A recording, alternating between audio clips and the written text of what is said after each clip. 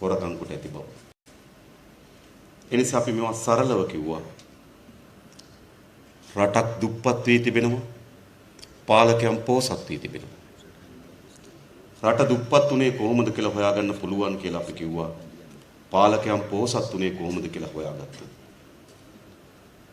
මේක එදා අපි කුඩා කණ්ඩායමක් කිව්වා. ඒක යම් ප්‍රමාණයකින් වැඩි වීමෙන් විවිධ බහුජන සංවිධාන කිව්වා. හැබැයි අද රටක් හැටියට සියලු ජනතාව අද කියමින් ඉන්නවා අපේ රටේ මහජනයාගේ දේපල කෝටි ප්‍රකෝටි ගණන් හොරකම් කරපු පාලකයන්ගෙන් මෙය යලි පවර ගන්න කියලා. ගෝල් ෆේස් පිටිය ඇතුළු රට පුරා තරුණයන් නැගිටලා කියන්නේ මොකක්ද? පාලකයන් ගෙදර යන්න විතරක් නෙවෙයි පාලකයන් හොරකම් කරපු දේපල යලි පවර ගන්න කියලා. ඒ නිසා අපිට යම් ඒක සතුටක් නෙවෙයි යම් අපි ගැන යම් ඇගීමක් අපිට තිබෙනවා. ඒ මොකද විටක තනියම විටක කුඩා කණ්ඩායම් විටක තව විවිධ සංවිධාන විසින් ඉදිරිපත් කරන ලද අදහස් අද රටේ සමස්ත ජනතාවම පිළි අරගෙන තිබෙනවා. මේ රටේ මහජනයාගේ දේපොළ හොරකම් කිරීම තමයි මේ අපරාධ පිටපත තිබෙන ප්‍රධාන ගැටලුව කියන්නේ. ඒ නිසා අපි මීට පෙර මේ කරුණු කිව්වට ඒ තරම් ප්‍රමාණයේ මේවා සමාජගත වුණේ නැහැ. ඒ නිසා අපි කල්පනා කරා යලිත් මේ කරුණු පිළිබඳ විශාල සමාජගත කිරීමක් කරගන්න ඕන කියලා. අපි ඉදිරිපිට තියෙන මේ ෆයිල් මේ තියෙන වංචා දූෂණ තොරතුරු මේවා මේ වංචා දූෂණ කියන මහා සයුරේ කුඩා ප්‍රමාණයක්. කවුරු හරි අර්ථකථන කරන්න එපා මේ සියල්ල කියලා. මේ සියල්ල නෙවෙයි. අපි ගාවත් තව අමතර තියෙනවා. මේ සියල්ල නෙවෙයි. ඒ වගේම මේ තොරතුරු ලබා දීමේදී අපේ රටේ අදටත් මේ රටේ යහපත් අනාගතයක් ප්‍රාර්ථනා කරන රජයේ නිලධාරීන් ගණනාවක් ඔවුන්ගේ රැකියාව අනතුරේ තබා ගනිමින් මෙම තොරතුරු අපි වෙත ලබා දුන්නා. අපි කරේ විශ්වාසීත් සහිතව. ඒ වගේම විවිධ විමර්ශන ආයතනවල නිලධාරීන් විටින් විට මේවා සිදු වෙන්නේ නැති වෙනකොට මේ පිළිබඳ තොරතුරු අපිට ලබා දුන්නා. අඩුම තරමේ ආණ්ඩුව මේවා කරන්නේ නැත්නම් ඕගොල්ලෝ මේවා රටට හරි කියන්න කියලා. ඒ නිසා මේ තොරතුරු ලබා දීමට මැදිහත් වුණු රාජ්‍ය නිලධාරීන්, ඒ වගේම විමර්ශන නිලධාරීන් ඒ සියලු දෙනාටම අපි මේ වෙලාවේ ස්තුතිවන්ත වෙනවා. අපි කෙරේ විශ්වාසය තබලා මේ තොරතුරු අපිට ලබා දීම පිළිබඳව. ඒ වගේම පහුගිය දවස්වල විශාල හාවක් හුවක් ගියා. කවදද මේවා දාන්නේ නැත්තේ? ෆයිල් තියෙනවද? තියෙනව නම් දාන්න වගේ ඒවා ගියා. සමහර අය මහතන සද්භාවයෙන් ඒක Tamanට ඇත්තට මේම තොරතුරු ලබා ගැනීම තොරතුරු දැන ගැනීම පිපාසාවෙන් මේවා ඉල්ලපු බොහෝ පිරිසක් ඉන්න බව අපි දන්නවා. ඒ වගේම කුඩා කණ්ඩායමක් යන් සමච්චලයට හැල්ලුවට මෙම තොරතුරු ඉල්ලපුව බවත් අපි දන්නවා. ඒ වගේ තවත් කණ්ඩායමක් අපි ගාව තියෙන්නේ මොනවද? යාගේ එකක් තියනවාද දන්නේ නැහැ කියලා. දැනගැනීමේ උවමනාවෙන් මේවා දාන්න කියපු බවත් අපි දන්නවා. එහෙමනේ. මේ කණ්ඩායම්ම මේවා ඉදිරිපත් කරන්න කියලා කිව්වා. ඉතින් යලි අපි ඉදිරිපත් කරනවා. ඒ වගේ මේ තොරතුරු ඉදිරිපත් කිරීමේදී අපි මෙහෙම සැලකිල්ලට භාජනය කරලා තිබෙනවා. අපි දන්නවා වංචනිකයට තියෙන හොඳම අවස්ථාව තමයි තමන්ගේ වංචාවෙන් අපි කොච්චර ඒවා දන්නවාද කියන එක දැන ගැනීම. ඒකත් වැදගත්. ඒ නිසා අපි ඒ පිළිබඳවත් මෙම තොරතුරු ඉදිරිපත් කිරීමේදී ප්‍රවේශම් වුණා. එමත් අපි ප්‍රවේශම් වෙලා තිබෙනවා. මේක නිකන් නේද? වංචනිකයට සියල්ල එහෙම නෑ. එහෙම කරන්නේ නෑ. හරිද? අපි අතිශය ප්‍රවේශම් සහගත වී තිබෙනවා. කුමන පංගුවක්ද කියන්න උන කුමන පංගුවක්ද නොකිය යුත්තේ කියලා. ඒ වගේම මෙතන සමහර ඒවා තිබෙනවා දැනටමත් පැමිණිලි කරලා තිබෙන විමර්ශන ආයතන වෙත. සමහර ඒවා තිබෙනවා විමර්ශන ආයතන විසින් යටපත් කරලා දේවා. සමහර ඒවා තිබෙනවා නීතිපති දෙපාර්තමේන්තුවේ තිබෙන ඒවා. සමහර ඒවා තිබෙනවා නීතිපති දෙපාර්තමේන්තුවේ ලාච්චුවේ කොහොමත් ලාච්චුවේ තමයි හංගපු ලාච්චුවේ තියෙන්නේ. සමහර ඒවා තිබෙනවා අධිකරණයෙන් තාක්ෂණික හේතු මත ඉවත් කරපුවා. පහුගිය කාලේ පුරුද්දක් හැටියට සිද්ධ වෙච්ච එක. ඒ නිසා මෙවැනි ලිපිගොනු ගණනාවක් මේ ඇතුළේ තිබෙනවා. මම මූලික කරුණු දැක්වීම සඳහා මම කීපයක් තෝරාගත්ත ඔබට. ඒ කියන්නේ මේ කීපය මා තෝරාගත්තේ පදනමක් සහිතව. මේ කීපය මා තෝරා ගනු ලැබුවේ විශේෂයෙන්ම ගත්තොත් දැනට ලෝකේ කොතනක හෝ වංචා දූෂණ පිළිබඳව මාධ්‍ය වාර්තා කරනවා නම් වංචා දූෂණ පිළිබඳව යම් පර්යේෂණ ආයතනයක් ඉදින් පරීක්ෂණයක් කරනවා නම් මොකක් හරි එකක් ලංකාවෙත් අහු වෙනවා. මේක දැන් සුලභ දසම. එනිසා ඒවා ලන්ඩන් මහා අධිකරණයේදී හෝ එක්සත් ජනපදයේ අපරාධ පරීක්ෂණ දෙපාර්තමේන්තුවෙන් හෝ එතන ඕස්ට්‍රේලියාවේ මාධ්‍ය සංවිධාන විසින් හෝ පැන්ඩෝරා හෝ නේද මෙවැනි කිසි දෙයකින් එළිදරව් වීමට පෙර අපි එළිදරව් කරන ලද දේ. හැබැයි අපි ස්තුතිවන්ත වෙනවා අපි විසින් එළිදරව් කරන දේ ජාත්‍යන්තර වශයෙන් මේවා යලි ශක්තිමත් කොට ස්ථීර කොට තිබෙනවා. එනිසා මා පළමුව ඔබට ඉදිරිපත් කරන්න ඒ ෆයිල් කීපය. මොනවද? අප ළඟ තිබෙන අප පැමිණිලි දමා තිබෙන විටින් විට අපි පාර්ලිමේන්තුවේ ඉදිරිපත් කරන ලද එහෙත් කිසිදු පරීක්ෂණ ක්‍රියාවලියක් ඉදිරියට නොගිය එහෙත් ජාත්‍යන්තරයේදී විවිධ අවස්ථාවල එළිදරව් වූ කරුණු මම එකින් එක ඔබට තෝරා ගන්නම්.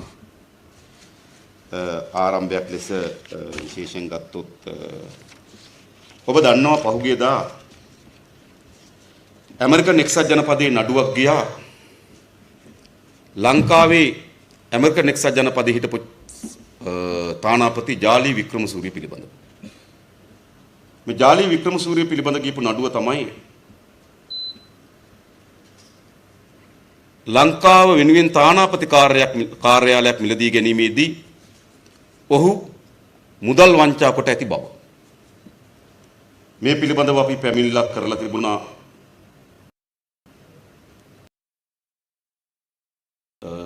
විමර්ශන ආයතන වෙත නඩුවක් වාර්තා කරලා තිබුණා. ජාලි වික්‍රමසූරිය අප ලබා පවුල පිටින් පැනලා ගියා. ජාලි වික්‍රමසිංහ යනු මහින්ද රාජපක්ෂගේ ඥාති සොහොයුරකි. එතකොට අද මේ මාසේ ජාලි වික්‍රමසිංහගේ නඩුවේ අවසන් තීන්දුව ලබා දීමට නියමිතව තිබෙන එක්සත් ජනපදයේ ඒ පිළිබඳ සමස්ත වාර්තාව තිබෙනවා. ඒ කියන්නේ රජය විසින් ලබා දෙන ලද ඇමරිකානු ඩොලර් 6 මිලියන 6.25 ඒ කියන්නේ ඇමරිකන් ඩොලර් 62,50,000ක මුදලින් ඇමරිකානු ඩොලර් 33,20,000ක මුදලක් කොමිස් මුදල් ලෙස පෙන්වා අයථා පරියන්ට කිරීම පිළිබඳව චෝදනා.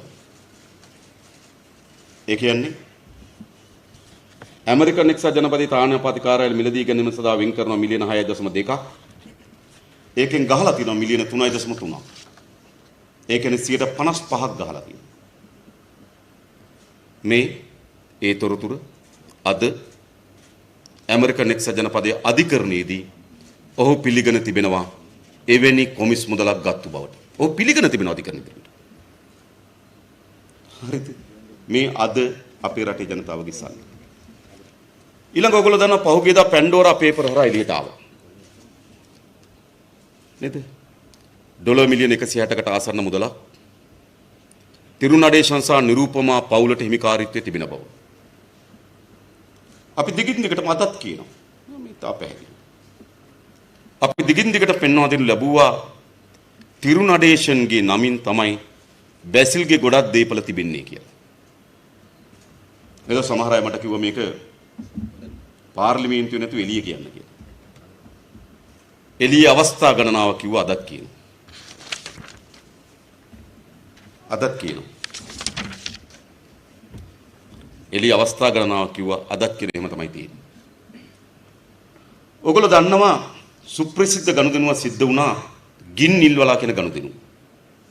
මේ ගින්නිල්වලා කියන ගනුදෙනුව ඇවිල්ලා අපි ඉන්නවා අමාත්‍යංශ ලේකම්වරු ගණනාව.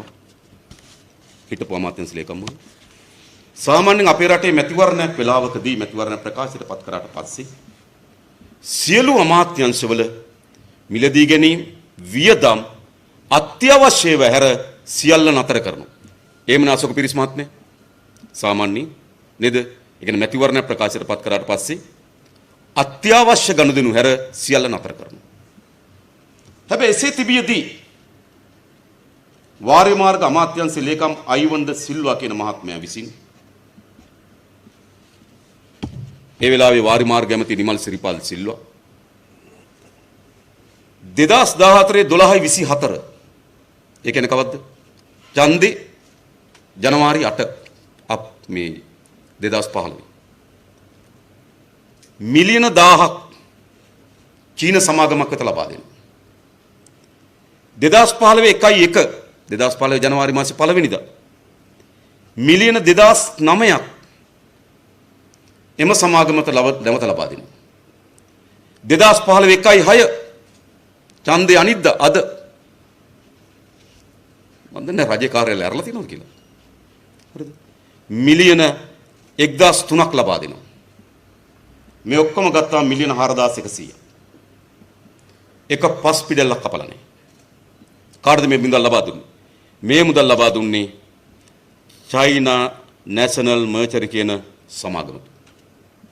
මේ සමාගමට මේ සල්ලි ලබා දුන්නේ. ඒ සමාගමේ තිබෙනවා හොන්කොන් වල account එකක්. නාගාව accounts numbers මේ ෆයිල් එකේ තියෙනවා.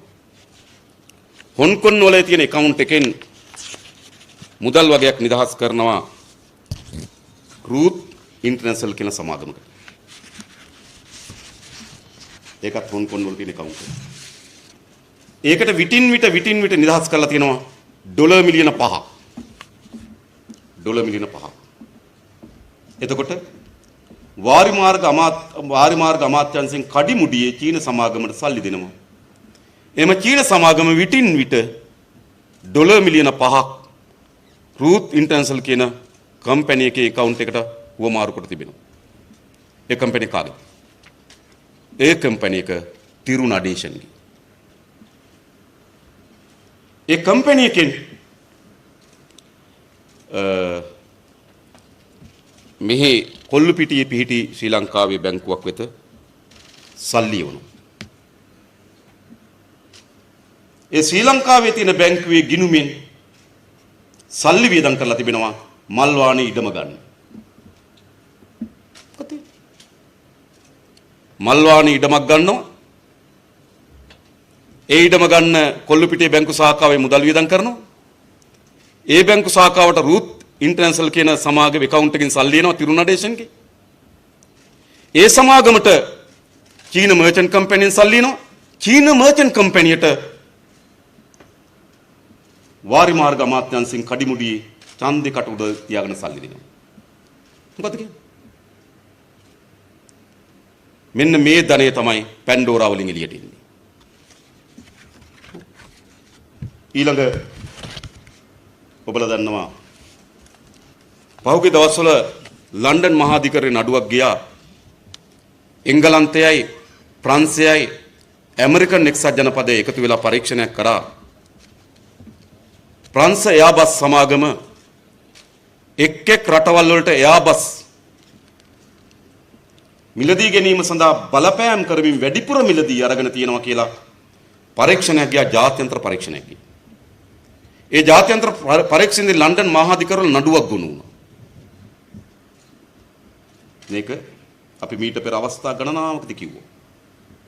මට මතකයි මම එක අවස්ථාවකදී කිව්වා මේ යාබස් මිලදී ගන්න එයා ලංකා අධ්‍යක්ෂ මණ්ඩලය රැස්ුනේ. ඒ කියන්නේ අපි ප්‍රංශ බස් සමාගමේ යාබස් අරගෙන ගිවිසුමක් අත්සන් කරනවා. ඒ යාබස් සමාගමෙන් අපි ගිවිසුම අත්සන් කරන්නේ අත්සන් කිරීමේ එකඟතාවයේ එයා ලංකා සමාගමේ අධ්‍යක්ෂක මණ්ඩල රැස්වීම තියන්නේ ඒ තීන්දුවගත් රැස්වීම තියන්නේ චමල්ගේ නිල නිවසේ බත්තරමුල්ලේ. මොකද ඔහුගේ පුතා එම අධ්‍යක්ෂ මණ්ඩලයේ සමාජිකයෙක්. මේකදී එකඟතාවයකට එනවා සාමාන්‍යයෙන් මිලදී ගන්න මාගාව තියෙන වාර්තා දෙකක්. එකක් ලන්ඩන් මහාධිකරණයේ නඩු වාර්තාව තිබෙනවා. ඊළඟ ගත්තොත් විශේෂයෙන් ගත්තොත් මෙම බස් මිලදී ගැනීම සඳහා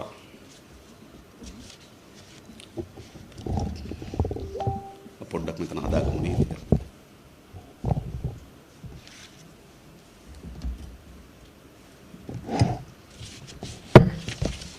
මෙම බස් මිලදී ගැනීම සඳහා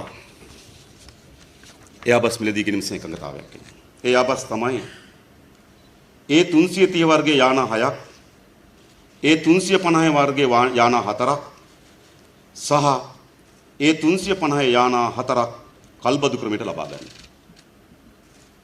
කියන්නේ ඒ 350 ගුවන් යානා 4කුත්, ඒ 330 ගුවන් යානා 6කුත්, ඒ 350 ගුවන් යානා 4ක් කල්බදු ක්‍රමයටත් මිලදී ගන්න. ඒ කියන්නේ ගුවන් යානා 14ක්. මේකේ සමස්ත මිලදී ගැනීම ඩොලර් බිලියන 2.2යි. ඩොලර් බිලියන 2.2යි මතක තබා. ලංකා ඉතිහාසයේම සිදු වී තිබෙන විශාලතම මිලදී ගැනීම. සාමාන්‍ය විශාලතම ඉදිකිරීම තිබුණේ හම්බන්තොට වරාය ඩොලර් බිලියන 1.3යි. ඒක තමයි ලොකුම ටෙන්ඩරේ. ලංකාවේ ලොකුම මිලදී ගැනීම තමයි මේ අය බස් ගනුදෙනු. මේ මිලදී ගැනීම සඳහා මා කලින් කිව්ව අධ්‍යක්ෂ මණ්ඩල රැස් වෙන්නේ කතානායකවරයාගේ නිල නිවසේදී. මේ මිලදී ගැනීමේදී එකඟතාවයකට එනවා මේ විදිහට. ඒ 330 යානාව සැපීමට පසුව ඩොලර් මිලියනය බැගින්ද ඒ 350 යානාක් සැපීමට පසු ඩොලර් මිලියන 1.6 බැගින්ද කල්බදු ක්‍රමයට ගන්නා යානා 4ට ඩොලර් ලක්ෂ 3 බැගින්ද කප්පම් ගෙවන්න එකඟතාවයකට එනවා. ඔක්කොම ගත්තාම ඩොලර් මිලියන 16.1ක් එකඟතාවයකට එනවා. මේ එළියට කොහෙද? අපි මෙහෙ කිව්වා නැවත නැවත කිව්වා මේ සියලු දත් තොරතුරු අද ලන්ඩන් මහාධිකරණයේ තිබෙනවා. ඊට පස්සේ මෙම පරීක්ෂණය යනකොට මේ ඩොලර් මිලියන 16ම ලැබුණේ නැහැ. මොකද ආණ්ඩුව පෙරළුණා. ඩොලර් මිලියන 2ක අත්තිකාර මුදල් ලබා දී තිබුණා. ඒ ඩොලර් මිලියන 2 අත්තිකාර මුදල බ්‍රූනායි වල පිහිටි ඒ වෙනකොට එයා ලංකාවේ ප්‍රධාන විධායක නිලධාරී කපිල චන්ද්‍රසේනගේ බිරිඳගේ account එකට ඒ ඩොලර් මිලියන 2 ගිහින් තිබෙනවා බ්‍රූනායි වල. ඒ බ්‍රූනායි වල ඩොලර් මිලියන 2 ඕස්ට්‍රේලියාවේ account එකකට මාරු කරනවා. ඕස්ට්‍රේලියාවේ account එකෙන් යම් මුදල් ප්‍රමාණයක් ලංකාවේ ගිණුම් 3කට එනවා. ඒකෙන් එක ගිණුමක් තමයි නිමල් පෙරේරාගේ ගිණුම. ඊයේත් මම ඉගෙන කියන පසු නිමල් පෙරේරාගේ account එක. මේ දණේ. ඒ විතරක් නෙවෙයි. ඔයගොල්ලෝ මතක කර දින 52 ආණ්ඩුවක් හැදුනා. මොකද කපිල චන්ද්‍රසේන ආණ්ඩුව බිඳ වැටුණට පස්සේ ගියා. ඊට පස්සේ ආවේ සුරේන් රත්වත්ති. ඊට පස්සේ ආවේ සුරේන් රත්වත්ති. එයාගෙන මම වෙනම කියන්නේ. ඊට පස්සේ මොකද සිද්ධ වුනේ? ඊට පස්සේ සිද්ධ වුණු දේ තමයි අර දින 52 ආණ්ඩුවේදී යලි මහින්ද රාජපක්ෂ මේ කපිල චන්ද්‍රසේනව ගෙනල්ලා ප්‍රධාන විධායක නිලධාරී කරා. මොකද මේ තියෙන ලිංගතුම බැඳීම ඥාතිත්වේ. මොකද දින 52 කෙටි කාලෙටත් එයා ලංකාවට දෙමෙ මෙයා. එයාගේ කවුන්සල් තමයි මේ සල්ලි. මේ තමයි අපේ රටේ ලන්ඩන් වලදී එළිදරව් වුණු පංචාව පිළිබඳ කරුණු. ඒ වගේම තවත් දීර්ඝ පරීක්ෂණයක් ගියා මේ එයා බස් ප්‍රධාන විධායක නැවත විශාල පරීක්ෂණයක් විශාල උත්සාහයක් දරුවා යහපාලන කියන ආණ්ඩුව මෙම එයා බස් ගිවිසුම කැන්සල් කරා. මිලදී ගත්ත ඒගොල්ලෝ කිව්වා මේක අපිට බරයි. මේක දරා ගන්න බෑ. මේක කැන්සල් කරන්න ඕන කිව්වා. කැන්සල් කරන්න කිව්වා. කැන්සල් කිරීම සඳහා ඩොලර් මිලියන 115ක් ගෙවලා තිබෙනවා. ඩොලර් මිලියන 115ක්. ආසන් වශයෙන් ගත්තොත් තෙල් නැවුම් 4ක්. මාසිකට තියෙන. අපේ ප්‍රශ්නේ. හරි. කැන්සල් කරන්න. කිසිදු කැබිනට් මණ්ඩලයේ අනුමැතියක් නැහැ. ඒ කැන්සල් කරන්න. සුරේන් රත්වත්ත ඒ වෙලාවේ සමාගමත් එක්ක සාකච්ඡා කරන ගමන් SMS පණිවිඩයක් යවනවා. මෙන්න මේ කොන්දේසි වලට එකඟතාවය ඇවිල්ලා තිබෙනවා මොකද කරන්න කියලා. චරිත රත්වත්ත. එතනින් ආපහු SMS පණිවිඩ එනවා do it ඔච්චරයි. ඔන්න රටේ ගනුදෙනු සිද්ධ වෙච්ච ඉතින්. එතන ඩොලර් මිලියන 115ක්. ඒකේ සමස්ත විස්තරයද අප සතුව තිබෙනවා. ඒ වගේම ඔබ දන්නවා ඊයේ දිනේදී ඔබ දන්නවා ඕස්ට්‍රේලියාවේ ඖෂධ සමාගමක් වෙත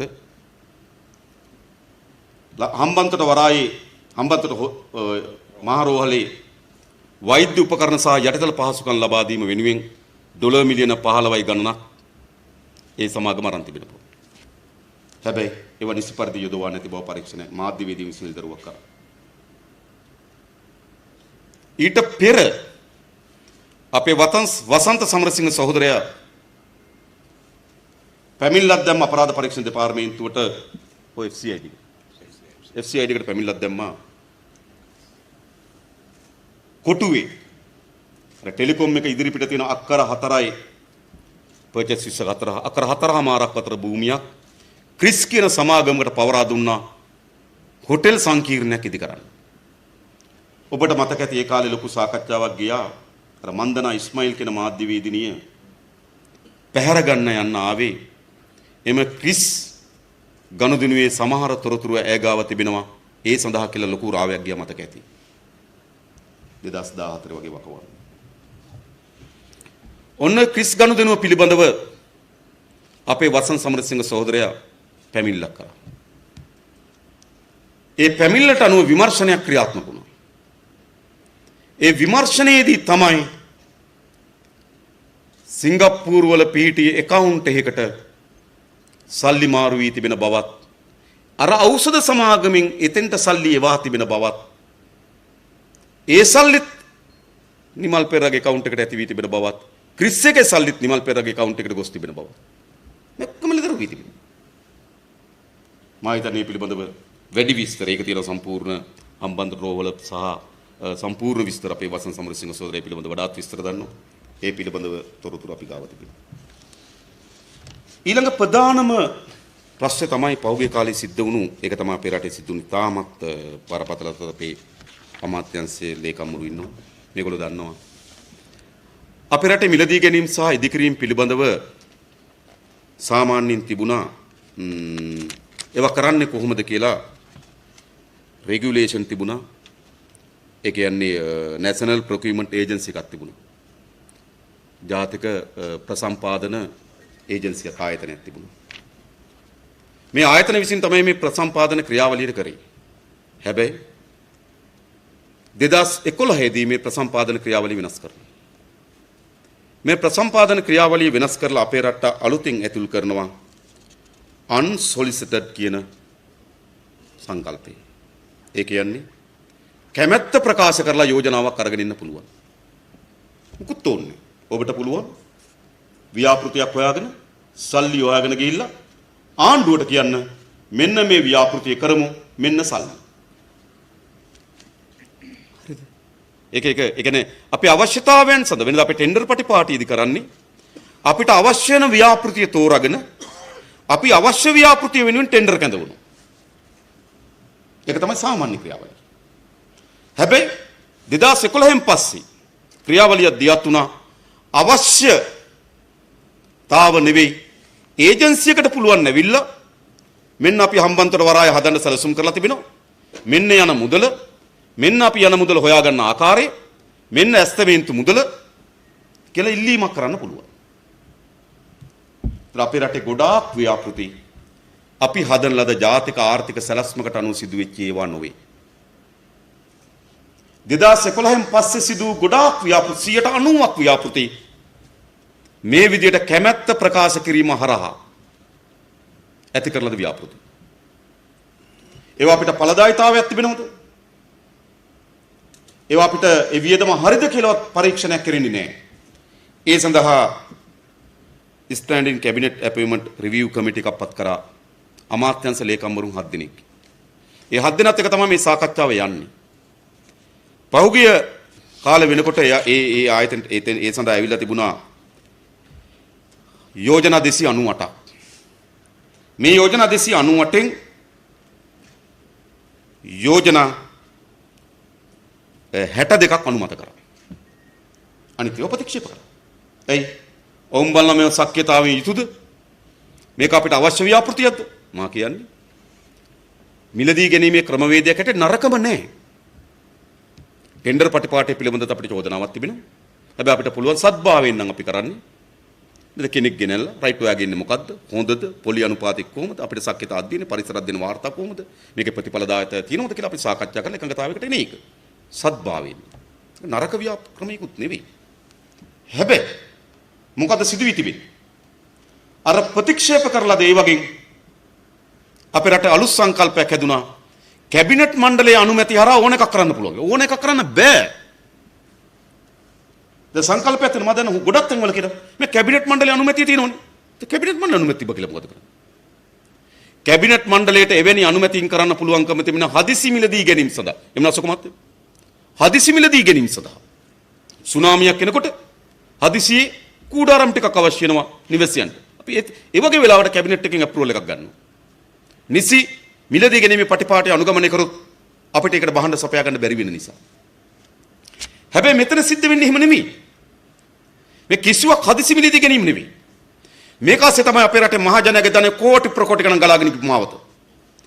මාගාව තිබෙනවා මේ ව්‍යාපෘති 51ක්. මේ ව්‍යාපෘති 51ම ඒ විදිහට ආපු ව්‍යාපෘති. මම උදාහරණයකට කිව්වොත් නැගෙනහිර දුම්රිය මාර්ගය නැවත ගොඩනැගීම.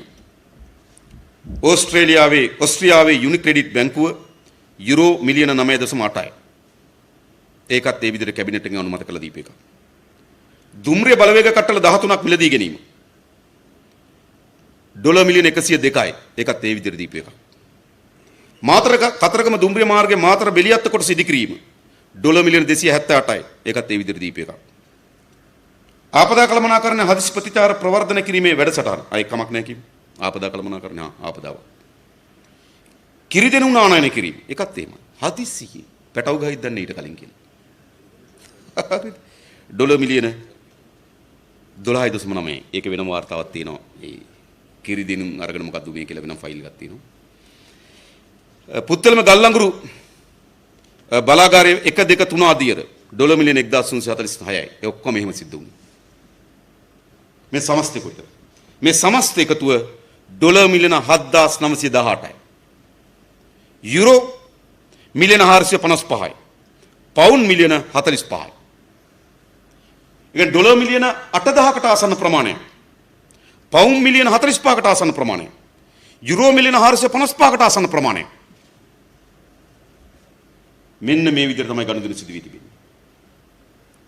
විගණන දෙපාර්තමේන්තුව විසින් එක ගනුදෙනුවක් ඒ පිළිබඳ අධ්‍යයනය කරලා තිබුණා කටුනායක හයිවේ එක. කටුනායක හයිවේ එකට 2003 දී ඉංජිනේරු සැලැස්ම හැදුවා. නමුත් ඒක අතරමඟ නතර වුණා.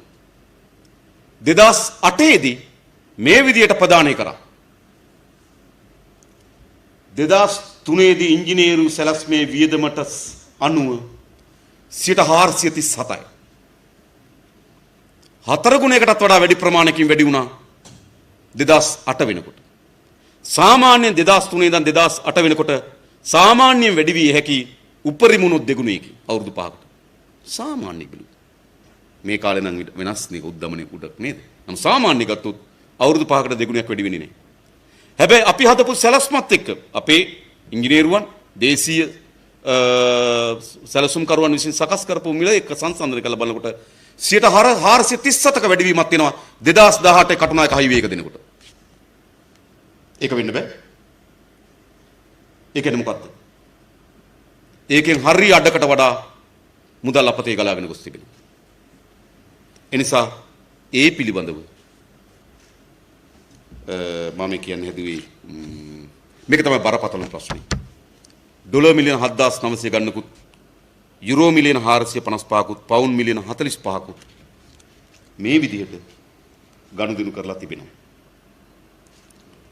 එතකොට මේක තමයි ප්‍රධානම මා දැන්ට එළිදරව් වෙමින් තිබෙන බරපතල කරුණු ටික. හැබැයි මෙතනදලා ෆයිල් ගණනාවක් මීටත් වඩා වැඩි ඒවා තිබෙනවා. මා මේ කලින්ම කිව්වේ ජාත්‍යන්තරේ ඊට අමතරව තව ජාත්‍යන්තර එකක් එළිදර වුණා මේතකදී. සුබේරු කියන ඇමරිකන් එක්සත් ජනපදයේ CIA නියෝජිතයා අත්අඩංගුවට ගත්තා. ඔහු ඩොලර් මිලියන 12 ගණනක් උපයාගත්තේ කොහොමද කියලා ඔහුට පැහැදිලි කරන්න බැරුව. ඔහු දැන් අවුරුදු 12කට හිරේ ඉන්නේ. ඇමරිකන් එක්සත් ජනපදයේ CIA නියෝජිතයා අවුරුදු 12කට හිරේ ඉන්නවා. එයාගේ ගිණුම් පරීක්ෂා කරගෙන යනකොට අජිත් නිවාඩ් කබ්‍රාල් මහ බැංකුවේ අධිපතිවරයා හැටියට ඔහුට ගෙවලා තියෙනවා ඩොලර් මිලියන 6.5. ලංකාවේ ප්‍රතිරූපේ ඉහළ නැන්වීම වෙනුවෙන් එක්සත් ජනපදයේ. ඔහුත් හිරේ. හරනම් කබ්‍රාලුත් හිරේ යන්න ඕන. නීතිය නා. නමුත් එහෙම වෙන්නේ. එතකොට මොකද උනේ? එහෙ පරීක්ෂණයේදී එළිදර වුණා. එහෙ පරීක්ෂණයේදී එළිදර වුණා. සුබේරු පිළිබඳ පරීක්ෂණ ඉස්සරහට යන එළිදර වුණා. එයාගේ ගිණුම් පරීක්ෂා කරන එළිදර වුණා. මොකද්ද? අජිත් නිවාඩ් කබ්‍රාල් මහ බැංකුවේ අධිපතිවරයා ලෙස ඩොලර් මිලියන 6.5ක් සුබේරුට ගෙවා තිබෙන බවත් ඇමරිකන් එක්සත් ජනපදයේ කියනවා ඒවා ලංකාවේ ප්‍රතිරූපේ ප්‍රවර්ධනය කිරීම සඳහා යොදවා නැති බවත්. එකක් කියන මේ පරීක්ෂණයේදී. හරිනම් මේව කරන්න ඕන මෙහි නේද? ඒ නිසා හරි පැහැදිලි. අද ජාත්‍යන්තරයේ කොතනද එකක් එළිදරව් වෙන්නේ? පැන්ඩෝරා පේපර්ස්ද? පැනමා පේපර්ස්ද? ලන්ඩන් මහාධිකරණයේද? ඕස්ට්‍රේලියාවේ මාධ්‍යවේදීන්ද? නේද? එක්සත් ජනපදයේ තානාපති කාර්ය මිලදී ගැනීමද? එක්සත් ජනපදයේ CIA නියුක්තිය අත්අඩංගුවට ගැනීමද? මේ ඔක්කොගෙම අපේ රටේ ඉහළ දේශපාලනයෙන් සහ රාජ්‍ය නිලධාරීන් කණ්ඩායමක්